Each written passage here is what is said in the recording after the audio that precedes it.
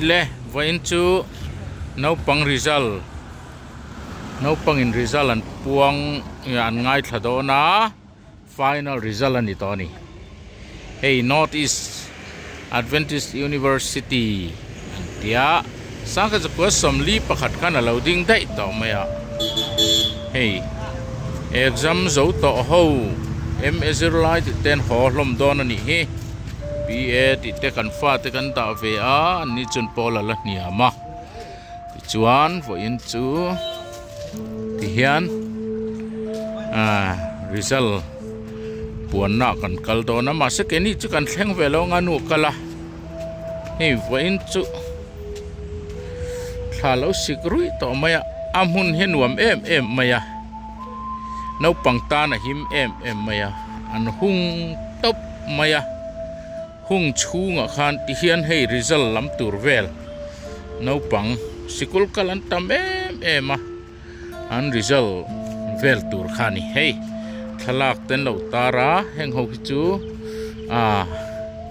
in riat thiam dan tur chuan Department of Science an tia ti hian ma ni te tha ten la MSRLite ti vel ani achang tlung em maya hey ti hian gate duty an da ni ching khan kan la lowa khu khutlai khu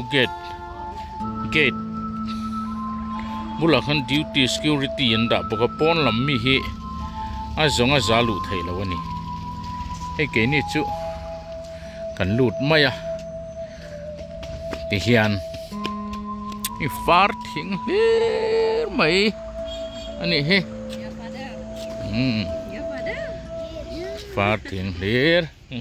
i Adventist University kan ti chung ve khani so an hung ve ka ti hian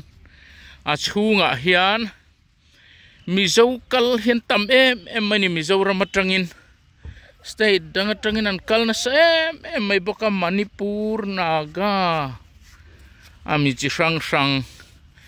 no pangin sap trong an thiam em mai boka chung vel te chu dan ani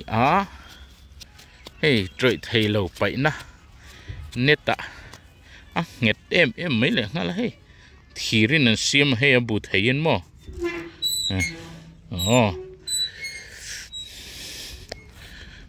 hey hi mi zo emo te kan han tia anin Naga emo min tia chu tiang borvel chu kan nia kan han in belop lo pathiam angin hey heng te hi khel mual hi an nei tha zau em mo heng nei tur te chuanin sarkar poin Mizoram ang chuni se fan tam tak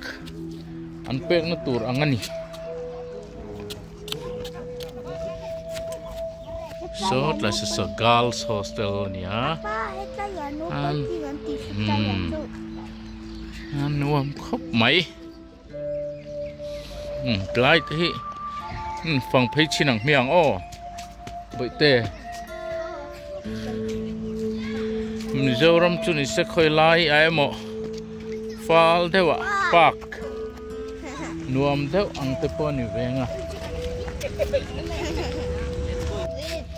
my father is taking photo I thian pa mi ka thian pa he chu nge boi te hi dar ni hi man lai lu tan na khol te po hang ya tro ti thale apa dari children park kania kanin fiam thina kayan campus zau zia hiso ta thlengin hung veka tian Social Education and Community Center antia Northeast Adventist College antia kajum nai menga bulakal chipon tolo